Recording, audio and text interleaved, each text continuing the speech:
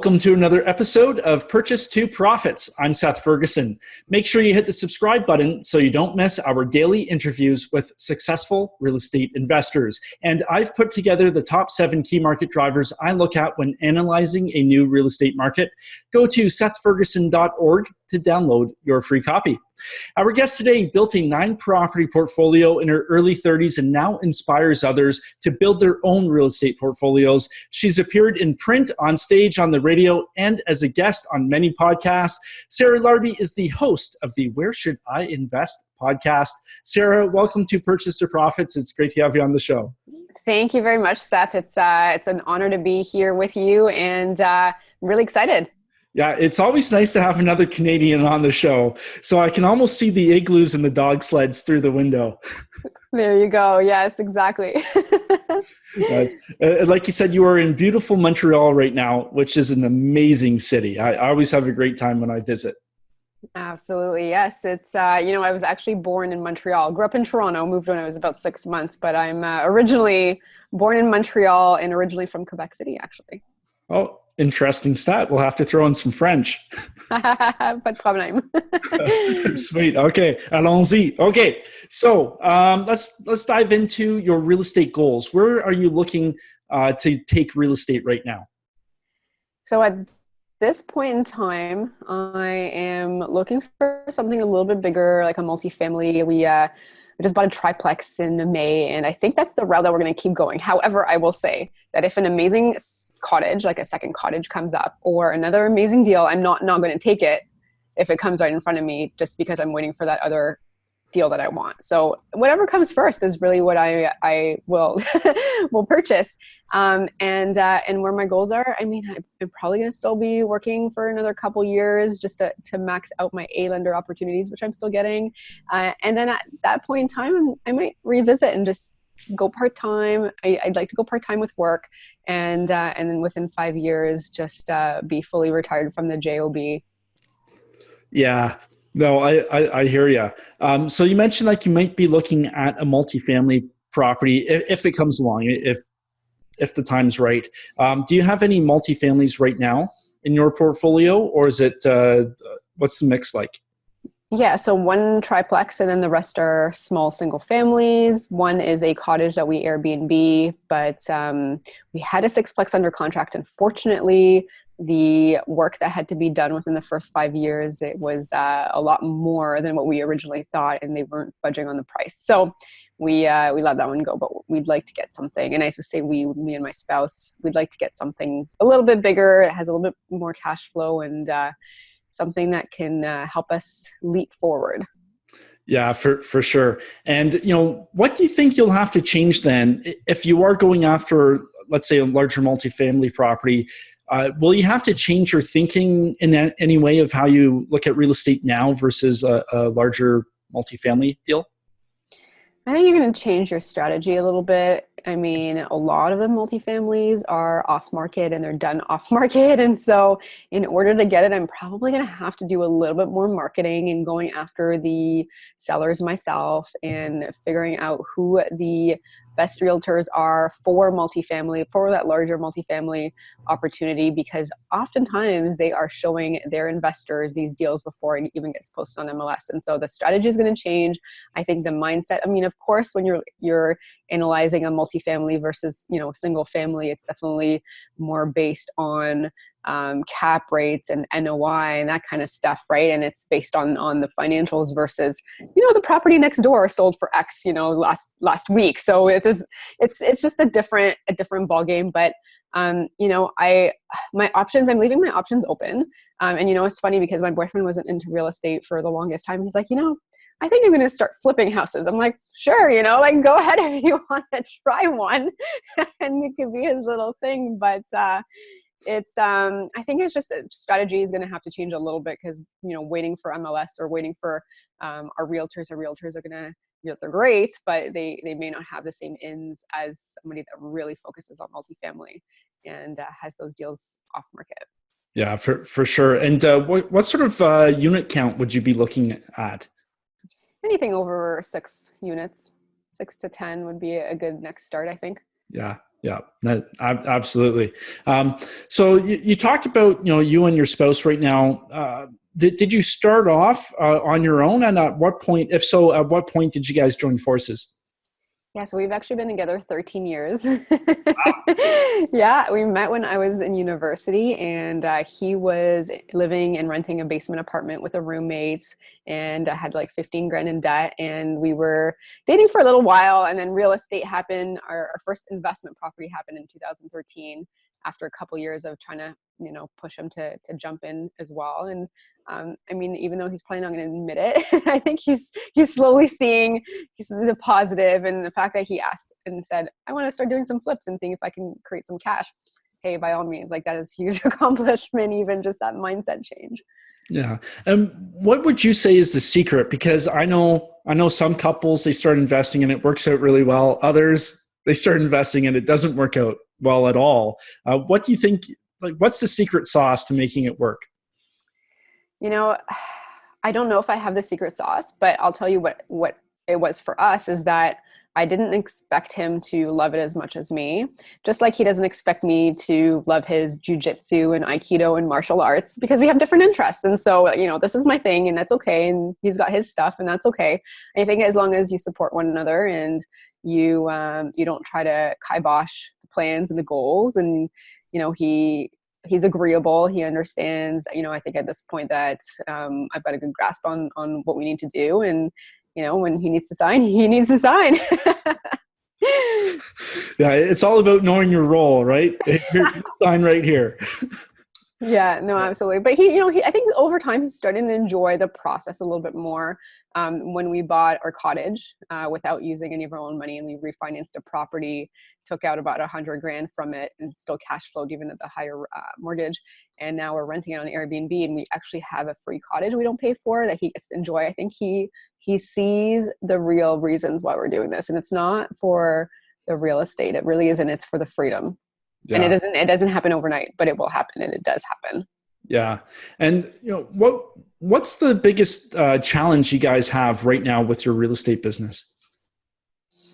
I don't think that it's a challenge per se. I think just deals are getting harder and harder to find. So you just have to be more creative, working with wholesalers, really just being able to understand that there's going to be multiple offers on multiple deals, and the prices have just become higher, and you just gotta adapt. And so, when we first started, it was easy to find properties under 200,000. They were a dime a dozen, and I used to be able to find my tenants first and pick them and then put them in the properties. And then over time, it just became very, very competitive. And so we had to start finding the properties first, asking for 4 showings, and then based on that afterwards, we were, putting the tenants after versus before. But I don't, like ultimately it's all about mindset and, how you view things. And it's just, you just have to adapt with the times, and probably over time, the challenge is going to get at some point, it's going to be financing,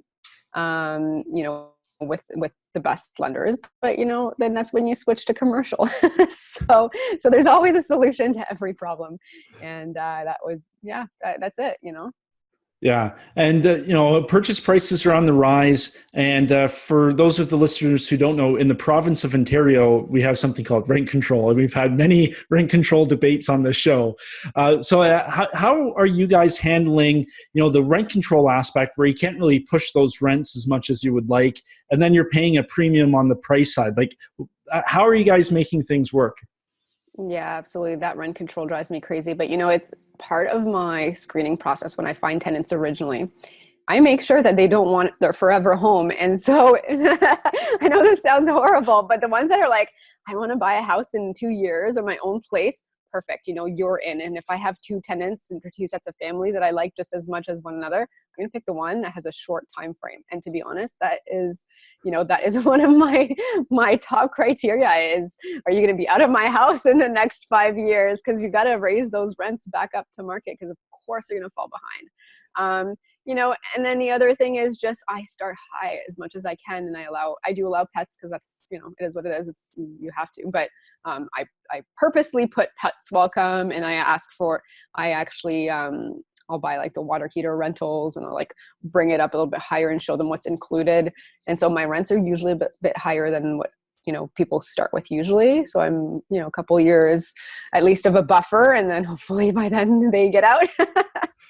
It's, the rent control just forces you to adopt a different strategy, because if you don't, you can keep pushing the rents every year up to market. But, in Ontario, the government mandates the increase, and this year was 2.2%, I think it was. So that's the highest increase we've had in a number of years. Yeah, absolutely. Yeah. And Airbnb has been a strategy that we started with our triplex, because ultimately, unfortunately, that's what it's going to come down to, right? The government really limits you. There's an immigration influx. There is a issue with housing. There's a huge shortage. And so here's the thing. We got to make money at the end of the day. Yes, we're nice people, but the government cannot rely on us. And we've got to make money. We're business owners. And so how do we make more cash flow? It might result in more units being Airbnb'd. Yeah, 100%. And how did you approach building your portfolio? Just because for the U.S. listeners, the lending criteria in Canada are pretty tight, and they've gotten even tighter over the past couple of years. How have you approached the qualifying aspect and making sure that you still look good on paper? The reason I have a job, partly, not, I do enjoy it and it's a good culture, but because of the financing, it's a lot easier to get financing with the best lenders when you have a job. Unfortunately, that just is one of those things. And working with a good mortgage broker and knowing which lenders to go to first. And if you don't, that's why you work with a mortgage lender regardless. So they're going to help you scale up without hitting the financing wall. That's the biggest piece. Is I am not the smartest in every single aspect. I'm not an accountant. I'm not a mortgage broker. I'm not a realtor, but I expect my team to be those experts for me. And if I can put my team together with a bunch of experts around me that are much smarter than me, they're going to guide me properly. And they have so far, Yeah. And have you developed any routines or rituals that have helped make you successful in real estate? I mean, definitely listening to a lot of podcasts. I remember reading Maxim Gladwell's book, and it was like, if you spend 10,000 hours on something, you become the expert. And I'm like, okay, well, how do I spend 10,000 hours on something when I still have a full-time job, and how do I do it? And so podcasts and listening to podcasts like yours as an example, and Bigger Pockets, and there's tons, Canadian ones as well, was a huge piece for me to be able to learn very, very quickly, and be where I am today. Yeah, absolutely. And you talked about the importance of having that team, especially if they're a lot smarter than you. How did you go about building your team, and did you have any challenges as you were putting the pieces together? Yeah, I mean, I think if I were to redo it again, I would do it completely different. And I would have networked with people first and asked them who they use for those areas. I would figure out, hey, who's an investor in Brantford, or who is an investor in Hamilton? Be like, who's your team? Please connect me. If I could go back, I probably would have done it that way. I didn't do it that way. I did it one piece at a time, and it definitely took a lot longer. But, the first mistake I think I made is I used a great guy, but a realtor from Oakville to help me in Brantford. And to be honest, he wasn't an investor, and he wasn't really, working with investors.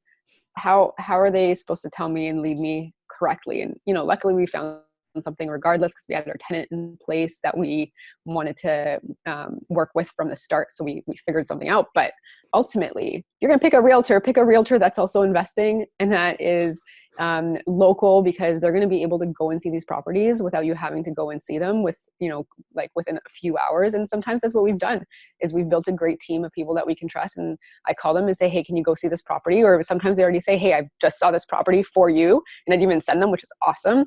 This is good. Let's put in an offer. And, and at some point you build that trust. And, our cottage we bought sight unseen through a video. A couple properties in Brantford, we got sight unseen as well. And to be honest, we wouldn't have gotten the prices that we got or those deals if we had waited even one day. Yeah, well, like you mentioned, Brantford has just been on fire lately over the past number of years. So, driving from Oakville to Brantford, that's quite a bit of a hike. It's about 40 minutes. I mean, it's not horrible, but when you're going to see one or two or three houses and you get disappointed, and it is, that time that you spent, you don't get back. And so when we were looking even at our cottage in the Kawarthas, we had gone to see a couple with a realtor, and she kind of had an idea of what we liked, and she was local. And, we don't want to drive to go see something that doesn't look like the pictures. So she FaceTimed us and said, okay, are we going to be happy with this? We had conditions on it. We could always back out. So we saw it when it was being inspected for the very first time, but we were so lucky that we did that, because that cottage, we purchased it like the first day that it was on the market. They were hosting an open house that weekend. So it was a Thursday. By the weekend, there was tons of people waiting for the open house. There was like a lineup all the way down the driveway, and we got it for like 10 grand under asking. I was just like, there's no way we'd have ever gotten that otherwise. That's when the listing agent gets a very angry phone call from the seller. Well, yeah, they called us back and they're like, are they making a decision to remove conditions? Because we were like still doing the inspection and everything, and I just wanted to make sure the financing was good. We're like, yeah, we're getting it. Actually, you know what it was? There was road allowances. And back in the day, they had split all of these roads, and so it was kind of cutting through part of our cottage, but like on the outskirts. And actually, it's really cool because it creates a lot of privacy because there's woods, but we were actually really concerned. So we were going back and forth with a lawyer and them. And so, but it was probably one of the best deals we bought, and the most fun because we can enjoy it as well. And it's making like $500 a night, July and August. And it's doing really well. Hey, that's how you enjoy a free cottage at our age, right? Yeah. Oh, 100%. But besides the cottage, because that sounds like a lot of fun, is there another deal that really stands out that made a big impact? Yeah, I mean, one of the deals we bought, this was in December of 2016. We bought also Sight Unseen after we had bought a few with our realtor prior. And it was an estate sale, and there was like 4 offers somehow on it already day one. I think it was like within 4 hours. We purchased it for $151,000. It's a 3-bedroom in Brantford. And it was just dated. Like there was, some shag carpeting and some wallpaper and some wall paneling, whatnot. And we put in 25,000-30,000 of reno work, and it got reappraised for 275. Nice. So some good numbers on that. And, this is the kind of stuff, because if you don't buy prior, or you don't really understand the market prior, you're not going to understand that that's a great deal, and you just got to jump on it. Yeah, for sure. And how do you tackle doing the renovations? Because you mentioned Brantford, you're not living in Brantford. So what's your strategy with keeping on top of all those renos? Yeah, I mean, I have some go-to contractors, so that, we've been working for a while together. And one of them is actually, so we employ my father-in-law, and he used to, so he didn't really work for the longest time, kind of kept getting laid off. And so we started hiring him, and, he's actually really, really good and really handy. And then we've got my cousin-in-law, or I guess, I don't know, whatever you call it, Matt's cousin, and he helps out too. And then we also have some actual contractors that we work with, but, we just have people that we trust, and then we go and check it every so often, or, our realtor actually goes and checks it for us every so often because we've been giving them so much business. But, it's definitely a little bit more demanding, but it's not like I have to be there every day. I mean, if I get pictures or an update every single day, and then at the end of the week, I might go pop by and check it out and see the progress. But, it's time consuming, but it's not hours and hours and hours and hours a week. Yeah. Yeah. Well, let's jump back to the cottage. Just because Airbnb, it's getting a lot of publicity now. What piqued your interest about Airbnb, and how were you exposed to that method of renting out a property? Yeah, I mean, we rented cottages before on Airbnb, and it was like 3,000. I'm like, there's got to be a better way. And these cottages were, they were really far too. Like some of them, to get a good deal, and the weekends the weeks that you wanted, you'd be driving up, I don't know, like 4 hours, or driving out east 4 hours. And so we figured, even if we use it partially, might as well just rent out the rest. And we figured that, worst case scenario, like it kind of covers itself, but we're doing really well. The only thing at this point that we want to, make sure that we talk to our accountants with is, as soon as you hit that $30,000 threshold, you got some issues with HST and stuff. And so you got to be careful with all that stuff, right? Yeah. Oh, you always have to stay on the right side of the government for sure. So, one of I wouldn't call it a disadvantage, but one of the realities about Airbnb is you have your higher turnover. So it's a cottage. Do you have somebody up there that goes in and cleans up after each guest? Yeah, so originally we found somebody that did everything, but she was really expensive and she charged like 60 cents a kilometer even to drive. So it was like $200 for, every cleaning. I was like, yeah, no, we can't do that long term. So now we found somebody local that just literally lives down the street for 20 bucks an hour. She goes and cleans and does everything. Her husband, he does all the yard work. And then we just found like an HVAC person that also does plumbing. So actually we had to send him this week because there was some leaks in the, one of the rooms. Fixed it. But, ultimately, like, it's just as long as you can pick up a phone or text your team, figure out who they are and just send them. And then they send you a bill by email and you transfer them the money. And then usually, that's 90% of the stuff that we deal with. Yes, there's always stuff. Always things that happen. You're always gonna need a plumber. You're gonna need a handyman for things. Just have them on speed dial. Yeah. Yeah. And have you thought about, as you acquire more properties, just bringing in professional management for all of them, or do you still want to keep self-managing? It actually only takes me like 2 hours a month to self-manage. So I might as well keep self-managing, because to lose, 8 to 12% for something that I can easily do in 2 hours a month, I can't justify it. I really can't. So until we have large multifamilies, which at that point in time, the tenant calls of complaining, noise complaints and that kind of stuff might be a little bit annoying.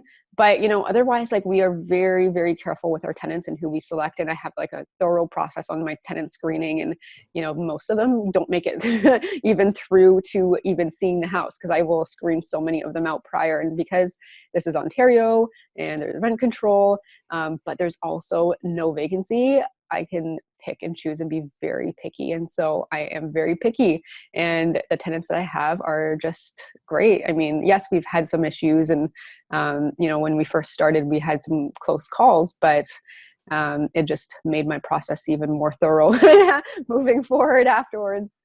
Yeah, and it's so important to make sure they're good people when they move in, because it's so hard to get them out. Ontario is like the total opposite of Texas when it comes to landlord-tenant relations.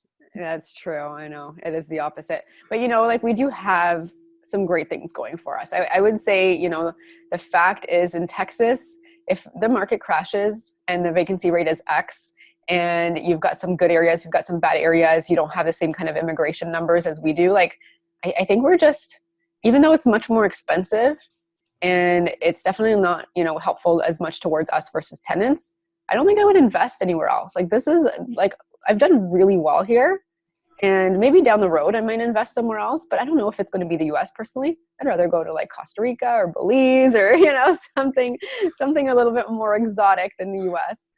Yeah, actually, I was just having a conversation yesterday with somebody looking in France, and looking to pick up, like, she's got a pretty extensive portfolio here, and she wants to go pick up a whole bunch in France. Why not?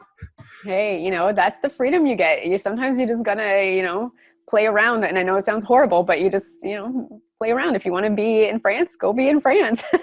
Why not? Yeah. There might be some, I don't know what the fundamentals are, but there might be some good ones. Oh, I'm sure. Plus, to get a free trip, that's a write-off. Yeah, that's probably exactly the reason she's doing it. Just kidding. Knowing her, that definitely is. So how has getting into real estate really changed your life? Because you're still working your job, but I'm sure real estate has had such a big impact.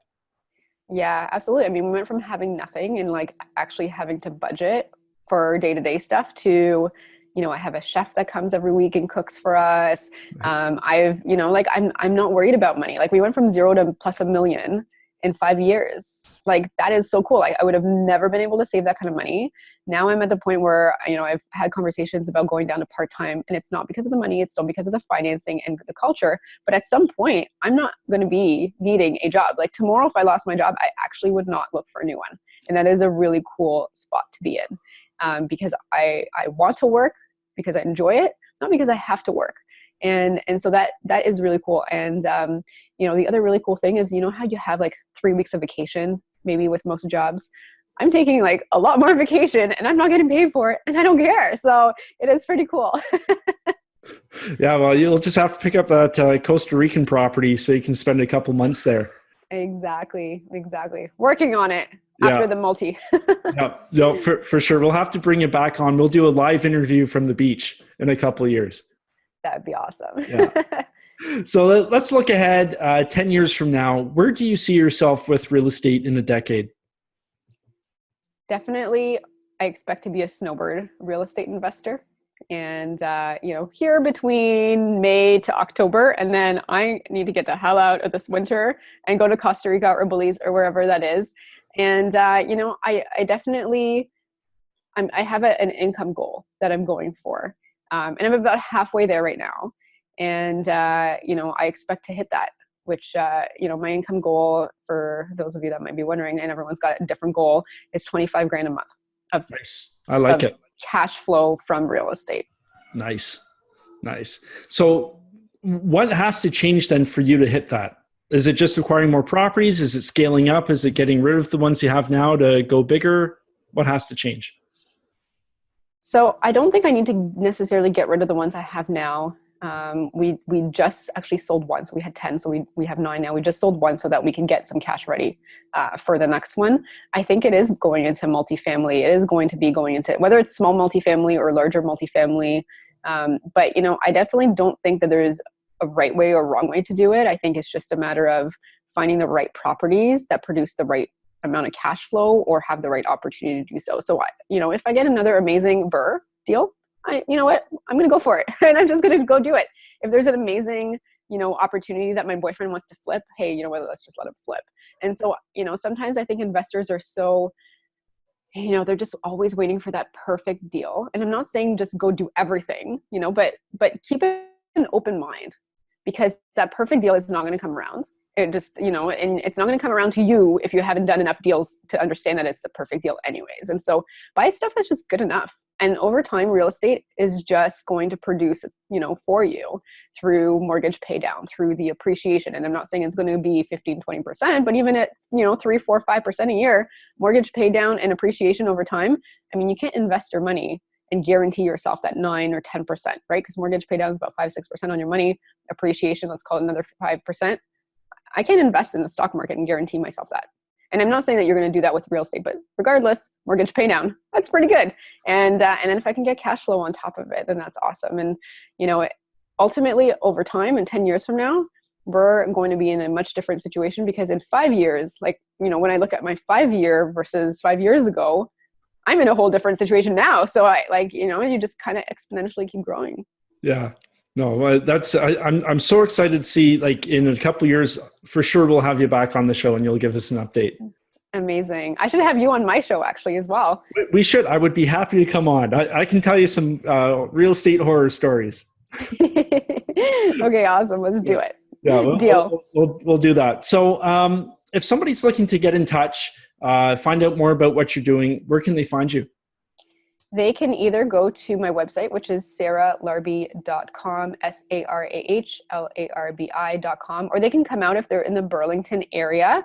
They can actually come out to the Right Club, which is a monthly event. It's a community of real estate investors that we actually host. There's 4 founders, and we host these events where there's usually about 200, 250 investors that come out, and the topics are always different. So sometimes it's on Airbnb, sometimes it's on flipping, sometimes it's on, whatever the topic. It's actually all on the calendar section. You can see, all of the dates, but it's all about education and it's about networking. And I will tell you, the reason that I'm here today is because I started networking.